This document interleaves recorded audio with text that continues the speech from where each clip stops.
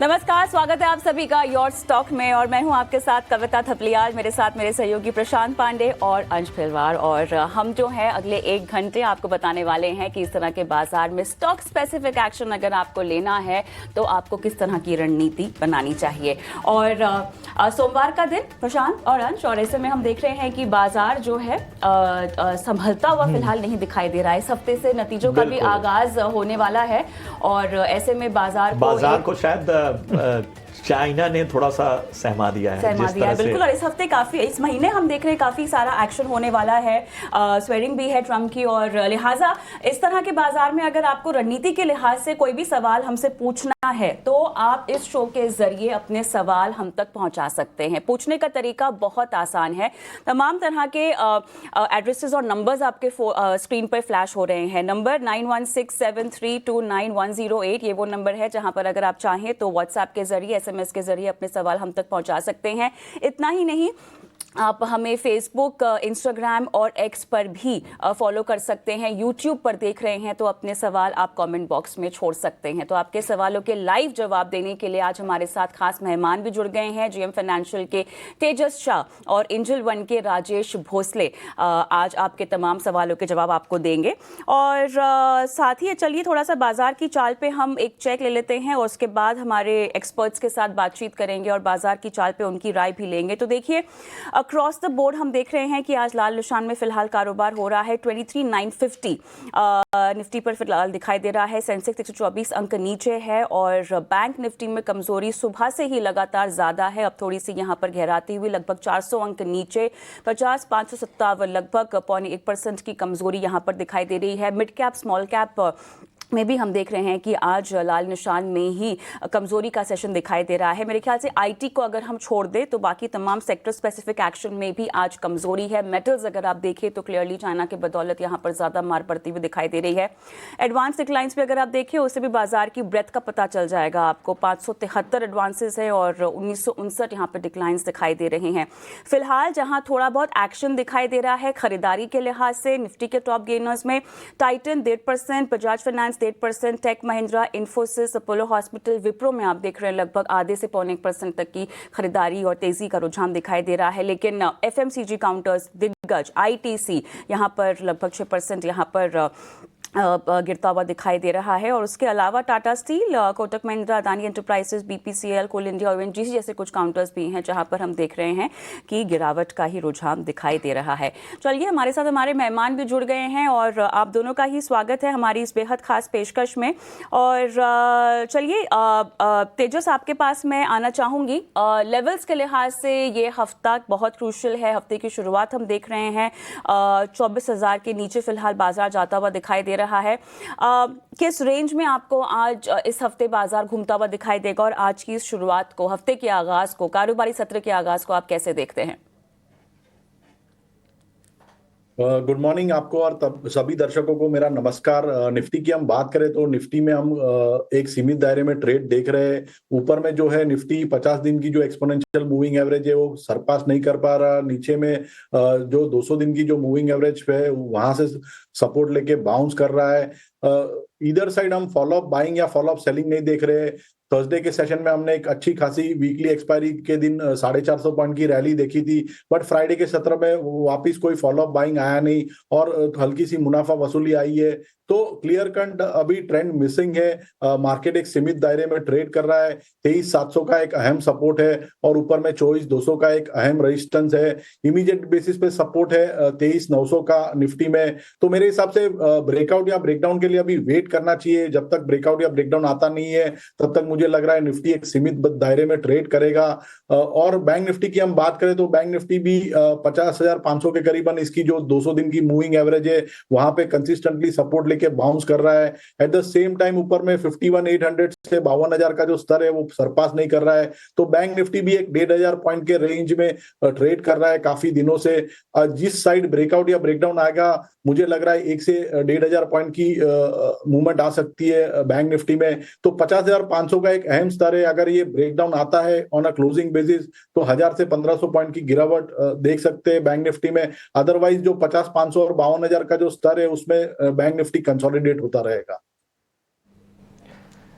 बिल्कुल, यहाँ पे निफ्टी पे थोड़ा सपोर्ट दिख रहा है। 200 डीएमए पे एट प्रेजेंट निफ्टी उसके आसपास घूमता हुआ नजर आ रहा है। करीबन 23,900 पे है ये 200 डीएमए। निफ्टी बैंक भी बता दिया गया है, उसके इंपॉर्टेंट लेवल्स उसी रेंज में घूमता हुआ दिख रहा है। इसी के साथ हमें पहले दर्शक को जोड़ लेते हैं। हमारे साथ विजय शामिल है। विजय नमस्कार। नमस्कार सर। बताइए। हाँ सर, वो टाटा स्टील के बारे में पूछना था सर। जी जतावा देते हैं जी, कहाँ से खरीदारी है और कब तक रख सकते हैं आप? सर, 1 साल के लिए रख सकते हैं। 1 साल के लिए रख सकते हैं। और आपकी खरीदारी 119 का आपने भाव शायद भेजा हुआ है ना? हाँ सर। ठीक है, तो वैसे तो आप मुनाफे में ही ट्रेड करते हुए नजर आ रहे हैं। बहुत पहले की खरीदारी है, पिछले साल लिया था आपने शायद ये। हाँ सर, 2 साल की खरीदारी। ठीक है, वैसे तो इस साल के हाई से काफ़ी गिर चुका है। ठीक है, राजेश जी आपके पास आना चाहूँगा इस सवाल के लिए। टाटा स्टील ज़रा देख के बताइए, इस साल के हाई से देखें तो करीबन 25% गिर चुका है। गिरने के बावजूद अभी भी इनके जो होल्डिंग रेट थे उसके ऊपर ही ट्रेड कर रहा है। करीबन यहाँ पे थोड़ा सा प्रॉफिट होता हुआ दिख रहा है। तो बताइए कि स्टॉक इतना गिरने के बाद कुछ रिवर्सल के साइन नज़र आ रहे हैं या और गिरने वाला है? जी नमस्कार अंश। व्यूअर ने जो है काफी अच्छे लेवल्स पे लिया था एंड उसके बाद काफी अच्छा अप मूव देखने को मिला है। अभी अगर आप देखें तो हायर लेवल से काफी अच्छा करेक्ट हुआ है एंड यहाँ पे अगर आप शॉर्ट टर्म मोमेंटम देखें तो इसके जो प्रीवियस हाई थे, प्रीवियस लो थे अराउंड 140 के आसपास, तो वो भी एक ब्रेक करते हुए हमें दिखाई दे रहा है।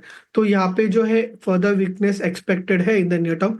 पॉसिबली स्टॉक जो है वीकली चार्ट में 200 मूविंग एवरेज है वहां तक रिटेस्ट कर सकता है, जो है अराउंड 120 के आसपास। तो सलाह होगी कि आप फिलहाल एग्जिट कीजिए क्योंकि इनकी जो बाइंग लेवल्स है वो वापस आने वाले समय में रिटेस्ट हो सके। तो as a trailing stock plus भी इनको ऑलरेडी एग्जिट होना चाहिए था, तो यहाँ पे एग्जिट कीजिए। वापस 120 के आसपास आता है तो वापस वहां पे री एंटर कीजिए। तो एक खास रणनीति आपको टाटा स्टील पर मिलती हुई। जोड़ते हैं अपने एक और दर्शक को। ब्रह्मजोत सिंह जी हमारे साथ बने हुए हैं।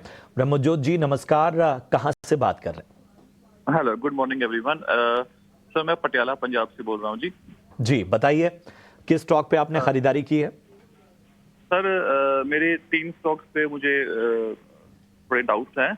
उसमें से एक astral, Tata Motors and Tata power. ठीक है, एस्ट्रल आपने 1710 की बाइंग की है?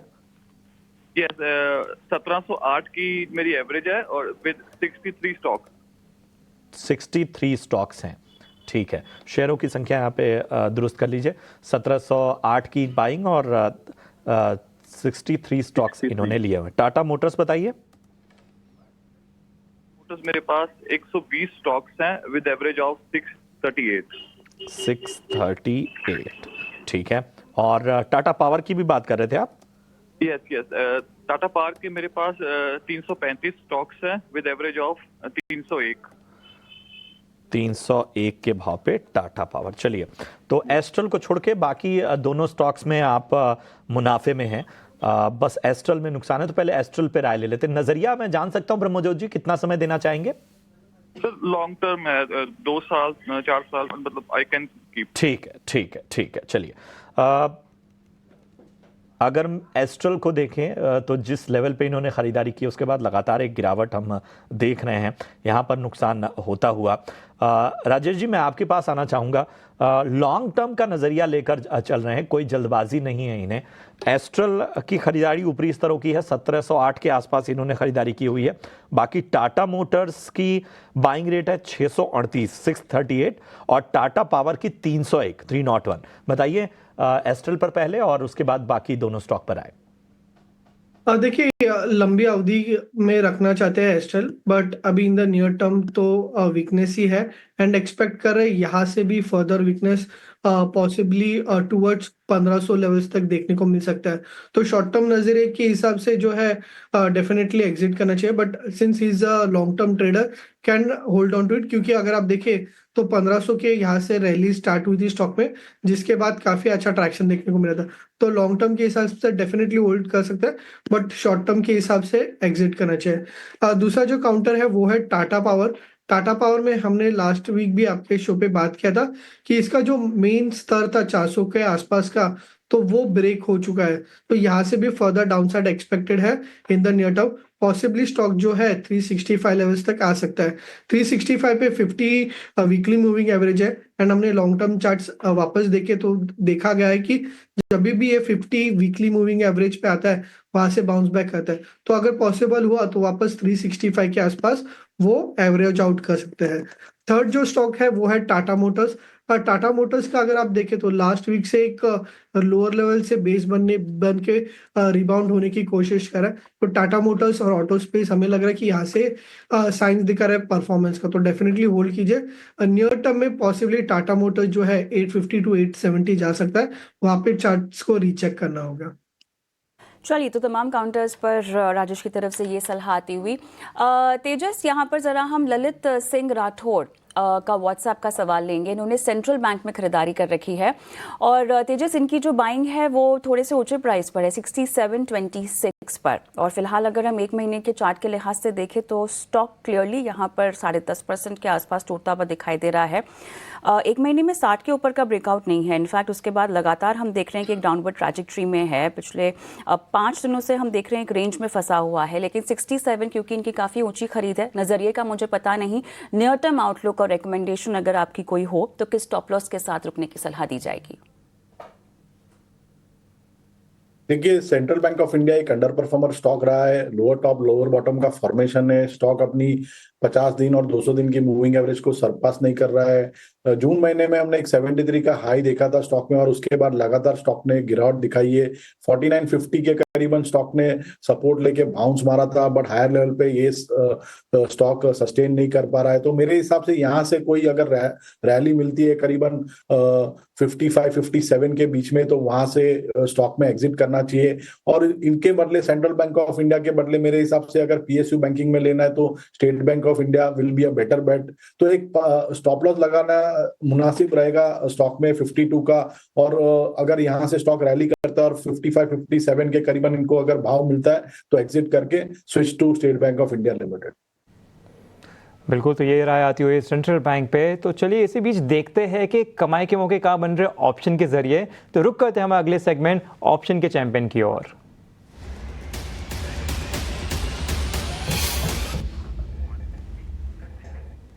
तो ऑप्शन के चैंपियन के लिए हमारे साथ फिनवर्सिफाई से ध्वनि पटेल शामिल है। ध्वनि नमस्कार, अंश बात कर रहा हूँ, बताइए क्या है आज की आपकी रिकमेंडेशन?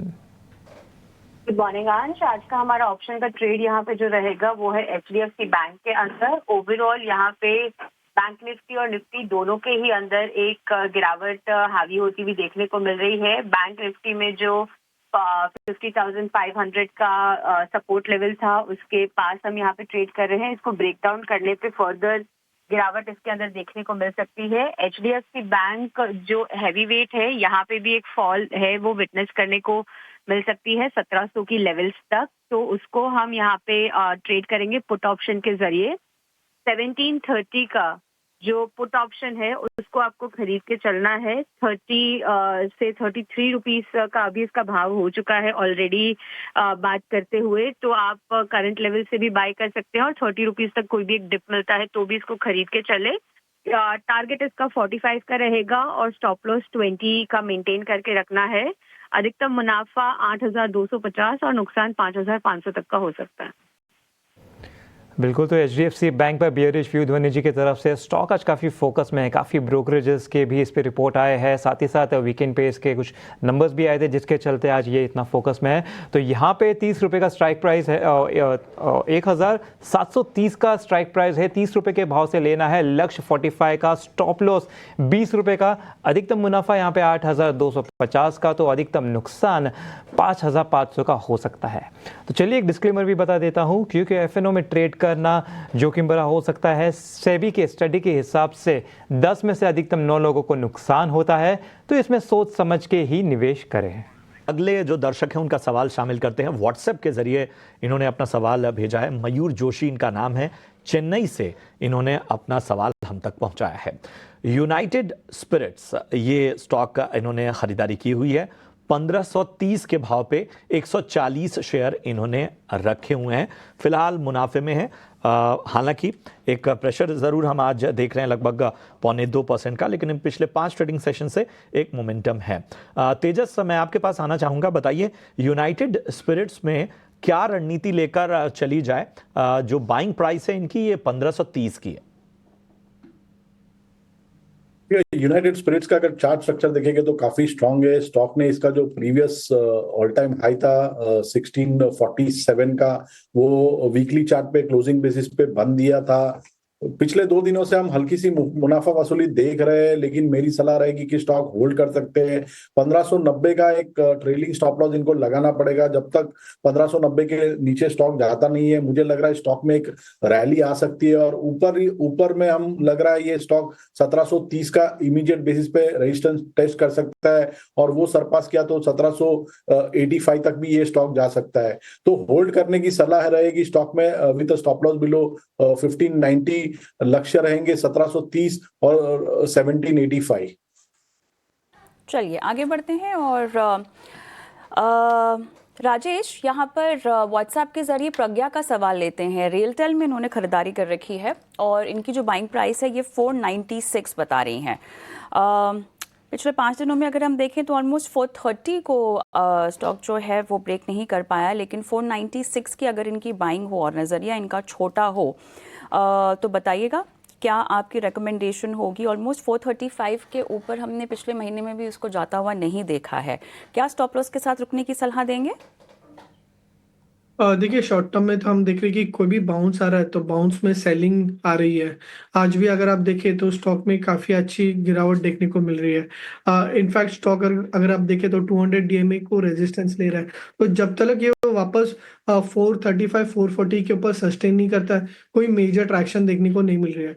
बट अगर आप नीचे के साइड में देखें तो 375 के आसपास एक बुलिश गैप रह गया है, एंड हम एक्सपेक्ट कर रहे हैं नेक्स्ट 1-2 वीक में जो है इन सारे काउंटर्स में मोमेंटम आ सकता है बजट के चलते हुए। तो अभी फिलहाल के लिए जो रिसेंट स्विंग लो है वो है अराउंड 380 के आसपास, तो वो एक स्टॉप लॉस रखे।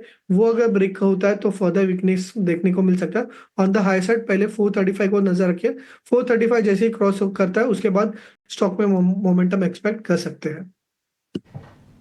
ठीक है, तो यहाँ पे इंपॉर्टेंट लेवल्स दे दिए गए हैं कि किसके बाद इसमें अच्छा मोमेंटम आता हुआ नजर आ सकता है। लेकिन राजेश जी मैं आपके पास ये आना चाहूँगा, ज़्यादातर यूट्यूब पे एक्चुअली काफ़ी सारे सवाल आ रहे हैं, तो कुछ सवाल वहाँ से भी ले लेते हैं। तो ये एक सवाल वरुण बेवरेजेस पे है, 620 से इनकी खरीदारी है, 1 से 2 साल तक रख सकते हैं। फिलहाल स्टॉक देखें तो उसके थोड़ा 3-4% ऊपर ही ट्रेड करता हुआ नजर आ रहा है।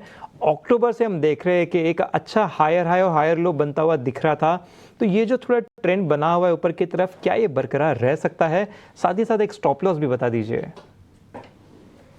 जी ये अंश डेफिनेटली एक अच्छा ट्रैक्शन देखने को मिल रहा है स्टॉक में, बट कहीं ना कहीं जो है 655 660 के आसपास दिख रहे हैं स्टॉक जो है एक रेजिस्टेंस के जैसा एक्ट कर रहा है।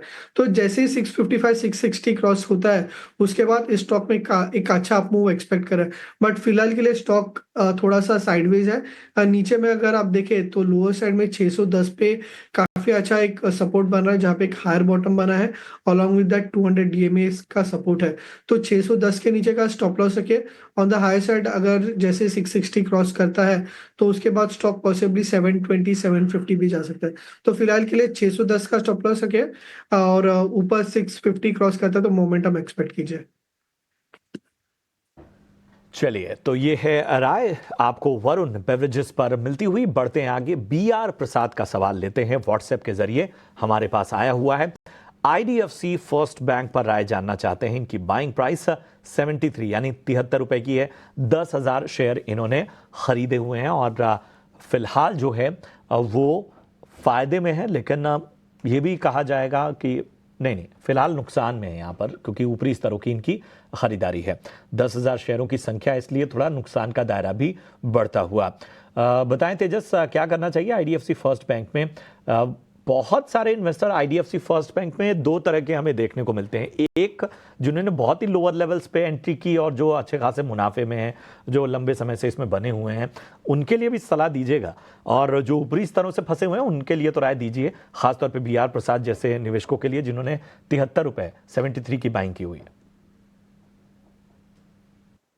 देखिए आईडीएफसी बैंक अगर देखेंगे तो एक अंडर परफॉर्मर रहा है। 2023 से स्टॉक में लगातार हम गिरावट देख रहे हैं। 2023 सितंबर में स्टॉक ने 100 रुपए का स्तर छुआ था और उसके बाद stock continuously lower top lower bottom बना रहा है। रिसेंटली स्टॉक में 5960 के करीबन सपोर्ट बना था और वहां से हमने एक पुल बैक रैली देखी है।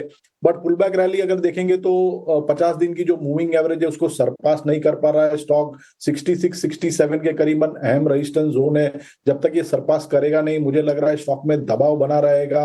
लेकिन अगर आप देखेंगे फंडामेंटली बैंक अच्छी है, अगर इनका लॉन्ग टर्म का नजरिया है तो बने रह सकते हैं स्टॉक में। 59 का एक स्टॉप लॉस इनको लगाना पड़ेगा। जब तक स्टॉक 59 के नीचे जाता नहीं है पोजिशनली, मुझे कोई बैंक में ऐसी खराबी नहीं लग रही है। और ऑलमोस्ट 40% करेक्शन के बाद अभी जो है डाउनसाइड कैप लग रही है। और ऊपर में अगर 67 का अगर स्तर ये निकालता है तो मुझे लग रहा है 72 73 तक के भी हम लेवल देख सकते हैं।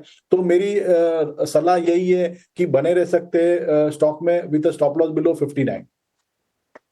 चलिए, तो ये राय है तेजस की। और राजेश, अदानी विल्मर पर एक सवाल लेते हैं। हमारे दर्शक पंकज बिष्ट का यहाँ पर व्हाट्सएप के जरिए सवाल आया है। अदानी विल्मर में 400 रुपए की इन्होंने खरीदारी कर रखी है। देखिए, आज ये स्टॉक काफ़ी फोकस में भी रहेगा। यहाँ पर जो कंपनी ने अपनी अपडेट दी है उसके लिहाज से, और जो एक एग्जिट भी हुआ है अदानी की तरफ से, अब फ्यूचर प्रोस्पेक्ट्स कंपनी के क्या हैं उस पर काफ़ी सवाल निशान भी हैं। रेवेन्यू लगभग 33% year on year volume growth की वजह से यहाँ पे जंप आने की संभावना है।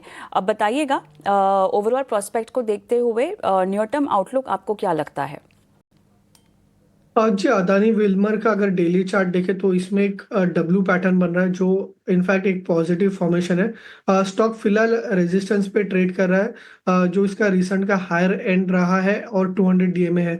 तो फिलहाल के स्टॉक के लिए अगर आप देखें तो 335 340 एक रेंज में रेजिस्टेंस है। बट जैसे ही 340 क्रॉस करता है तो ये जो डब्ल्यू पैटर्न है वो कंफर्म हो जाएगा एंड उसके बाद एक स्टॉक में काफी अच्छी रैली देखने को मिल सकती है towards 370 380। On the lower side अगर आप देखें तो एक अच्छा कैंडल बना था 1 जैन को, स्ट्रॉन्ग बुलिश कैंडल बना था जिसका जो लोअर एंड है वो है अराउंड 310 का। तो एज लॉन्ग ये 310 होल्ड करता है ये पैटर्न इंटैक्ट रहेगा।